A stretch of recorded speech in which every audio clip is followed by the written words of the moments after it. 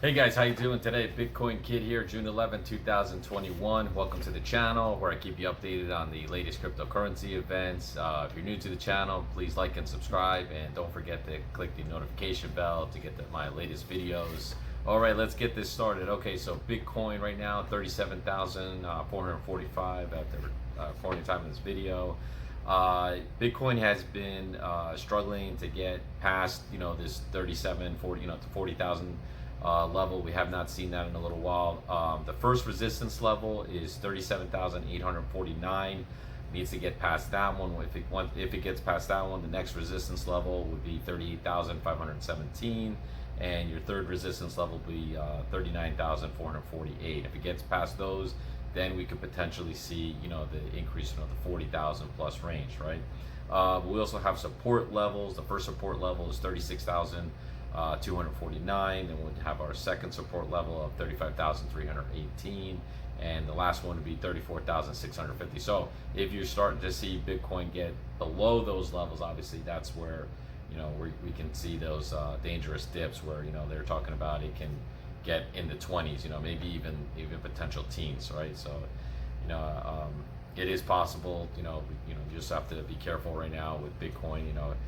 Yes, they talk about buying the dips, but when it's in like a downward trend, when do you know when the dip is, right? Because you can buy right now at 36,000 tomorrow or today, and then tomorrow it can get to 33,000. So then you're losing money. So in my opinion, I'm going to try to buy a little bit at a time. If it gets down to 33, 34, I might purchase a little bit, and then because just in case if Bitcoin does go from 33 and then it goes down to 20, right? Where was the dip, right? Is the dip at 30,000, or is the dip at 20,000, or is the dip can it potentially be in the teens, right? So just got to be a little careful at this point right now. Anyways, moving forward, on-chain Willy Woo analyst, on-chain analyst Willy Woo, excuse me.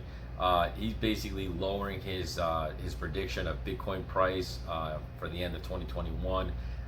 He was looking at the price range of 300,000 to 500,000 by the end of 2021, and we were getting a lot of analysts that were kind of saying the same, anywhere from 250 to 500,000, which is obviously it is possible, right? That's it's basically just like a 10x from here. We've seen Bitcoin do that as well.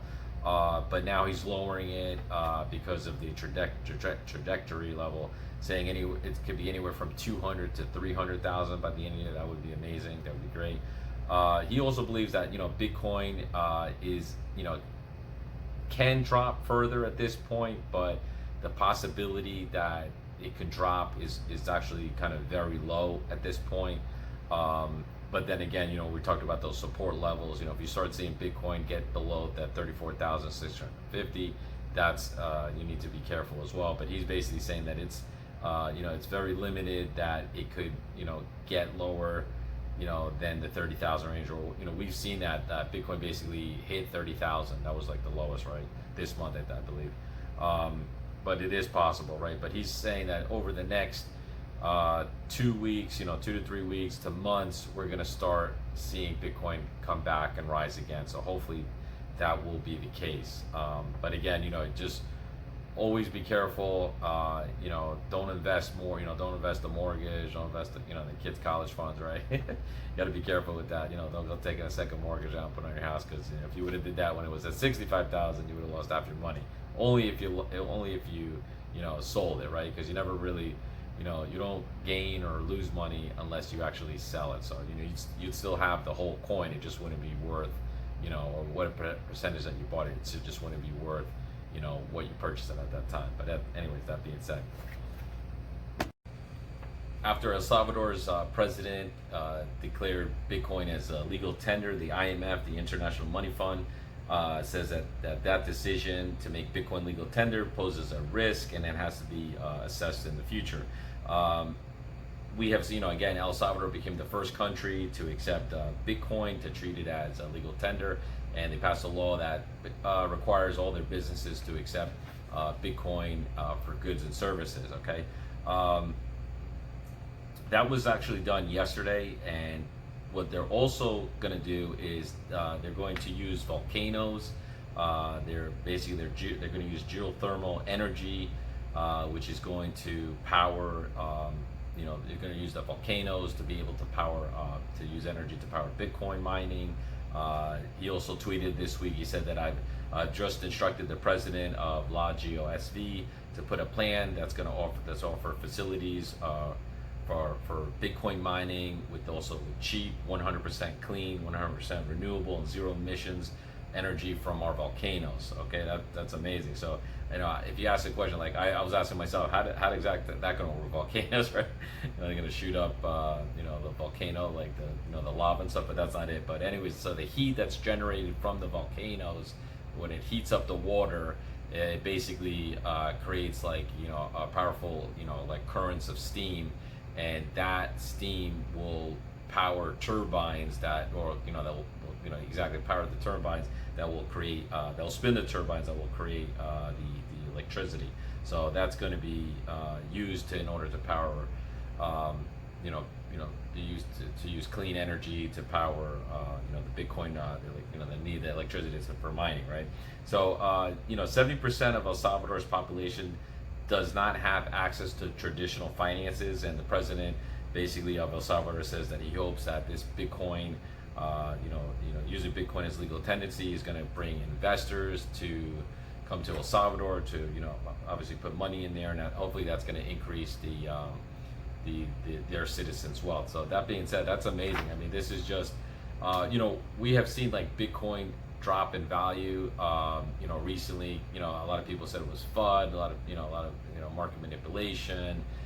These big whales. We're seeing whales accumulate, Bitcoin over this last couple of weeks, even though Bitcoin has dropped. The weak hands are selling to the strong hands, the diamond hands.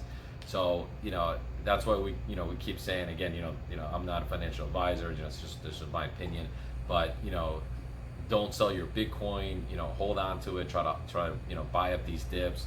That's actually like a really good strategy, because we're starting to now see where other countries that, again, learning this information, wow, that 70% of El Salvador's citizens are not, don't have access to financial services, and that was the whole idea of this creating of Bitcoin, that all these different countries that don't have, that their citizens don't have access to financial services, like El Salvador, would be able to just have a phone, have internet, and be able to trade with with selling Bitcoins or Satoshis, whoever the breakdown would be.